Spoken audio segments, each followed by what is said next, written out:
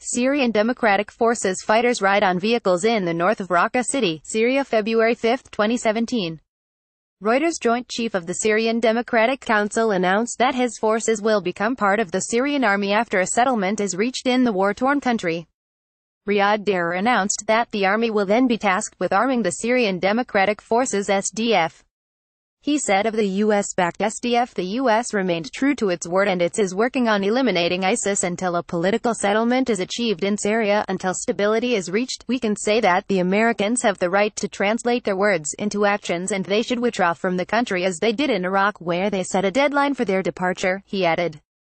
He said that the SDF is part of a joint alliance with the Americans, stressing, "We have remained true to our mission and we only use their weapons in the confrontation against extremism and terror.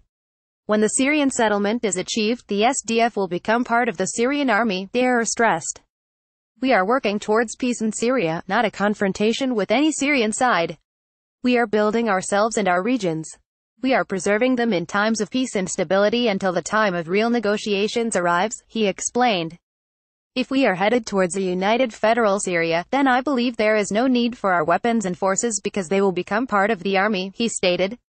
Addressing Turkish criticism of the SDF, he said that Ankara is being delusional if it thinks that the US will withdraw arms from the forces.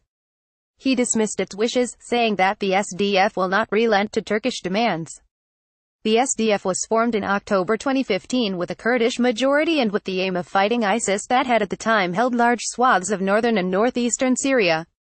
In Ankara meanwhile, Turkish Prime Minister bin Ali Yildirim hoped during a press conference that the US would sever as soon as possible its partnership with the Kurdish People's Protection Units.